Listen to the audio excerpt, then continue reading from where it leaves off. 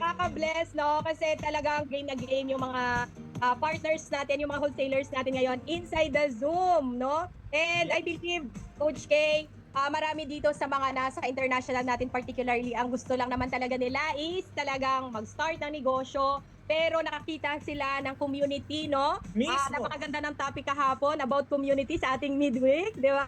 And Tama. syempre, dahil na rin sa produkto, comment dyan lahat ng mga nag-start ng JC business nila na yung gusto nila talaga is yung product. Gusto nila yung JC Organic Barley, gusto nila yung ating brew up. And speaking about brew up, no, alam ko si Miss Pepper tsaka si Star talaga ang may naka-ready dyan lagi na brew up. Agree. So, Trending.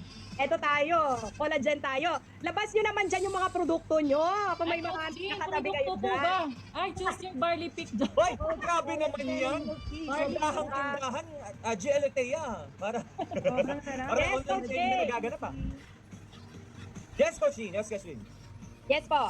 Oh, ayun na nga, Coach Jean, and I believe sa lahat ng mga nandito, I believe that for every successful business, alam naman natin, Coach Jean, na ang pinaka-foundation pa rin yan is ang mga produkto natin.